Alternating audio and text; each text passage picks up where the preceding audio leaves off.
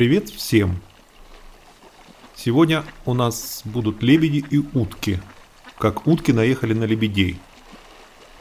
Вот видите, вот такой тут сюжет у нас сложился. Он будет подробно. Кроме того, будут наши любимцы. Давненько я не ставил наших любимцев. В этот раз будут видеоролики в том числе. Рекомендую посмотреть. Интересно. Плюс я вам расскажу про мои хвосты, задолженности, что я обещал давно сделать и все никак не соберусь. Ну, в общем-то, я это в ближайшее время сделаю. Итак, давайте. Это у нас зима. Вот это декабрьские съемки. И съемки вот эти делались поздно вечером. Кроме того, была сильная облачность, туман. Ну, в общем, качество постарался максимально как-то вытянуть, но прошу учесть условия съемки. Вот видите, лебеди приплывают, так сказать, перекусить и с удивлением обнаруживают, что поляна занята. А поляна занята целой стаей уток. Это утки в основном перелетные. И вот они заявились. Вот видите, туман очень низко, на другого берега практически не видно.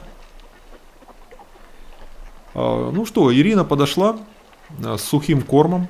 Это сухой корм для водоплавающих на основе зерновых. И пытается давать. Она дает неправильно. Я ей каждый раз говорю, ну почему ты неправильно даешь? Надо вот эти потоки, утины и лебедины, их надо разделить.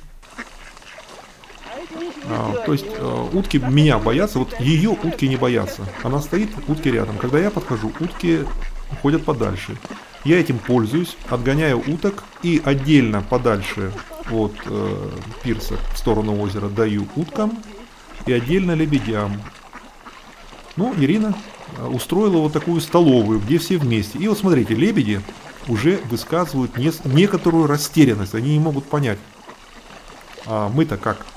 А утки там реактивные. Вот смотрите, какое месиво устроили.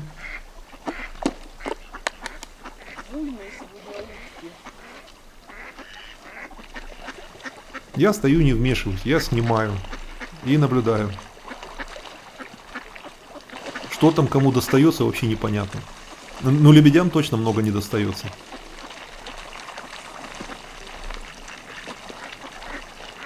За всю зиму в этом году не было холода сильного. Ниже минус 10, мне кажется, даже не было. Надо посмотреть на термометр, на градуснике, что он там показывает. Но минус 6-7 было по ночам. Днем практически каждый день плюс. Вот такая зима. Не холодная.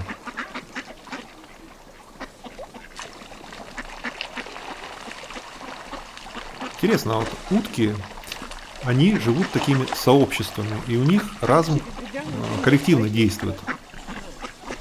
Хотя к нам приходили, у меня видео на канале есть, приходили две утки, это в период, когда они семью создают, когда птенцов выводят, они расходятся по парам.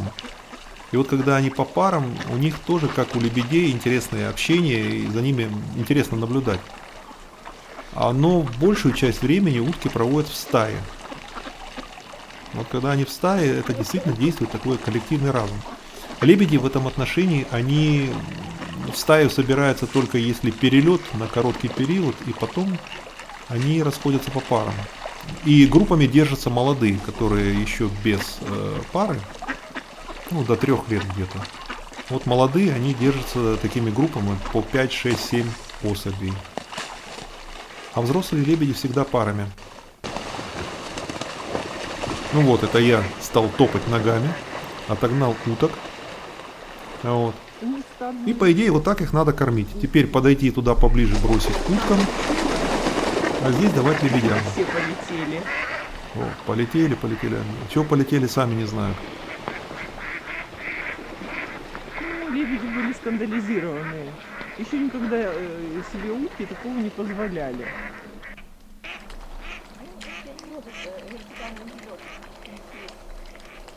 Ну вот, наконец-то у лебедей расчистилось пространство, могут немножко поклевать.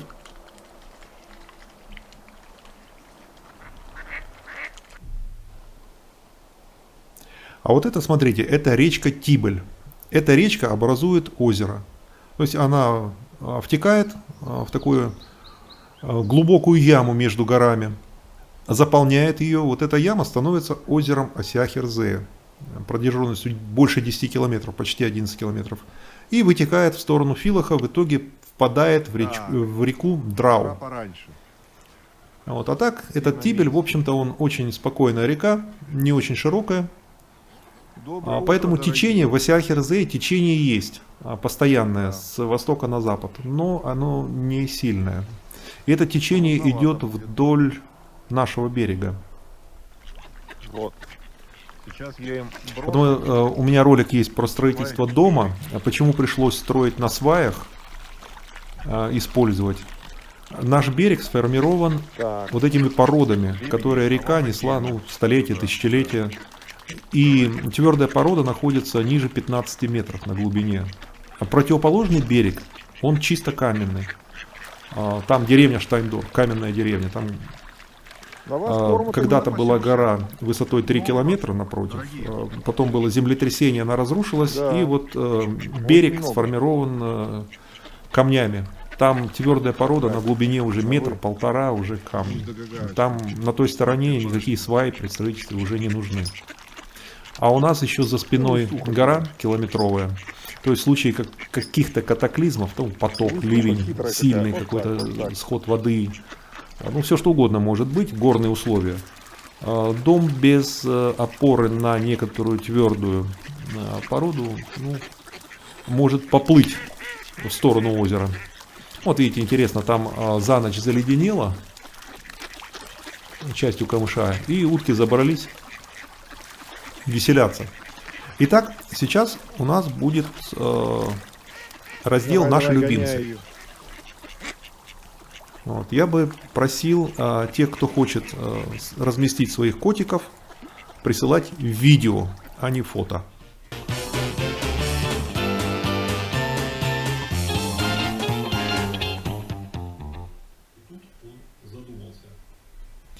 Вот у нас видео. Это кошечка Ирбис. Вот, хозяйка Наталья. Смотрит телевизор. А по телевизору показывают котика Вилли.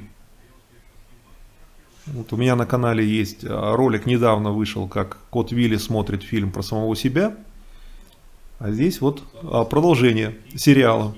На этот раз Ирбис смотрит котика Вилли. Как видите, увеличена.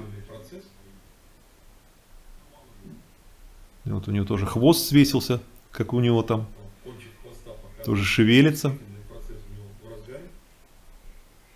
Вот он решает, что ему больше хочется, приключений или спать.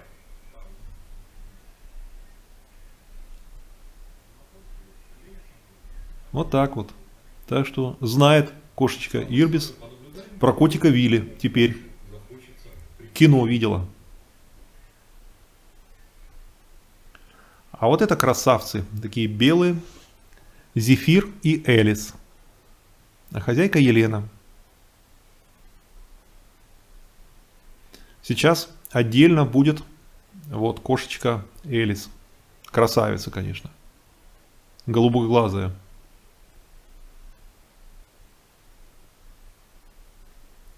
А это у нас еще раз фильм. Это Кисель, котик, и Настя. Ольга Голубева прислала. Вот так. Играют детки.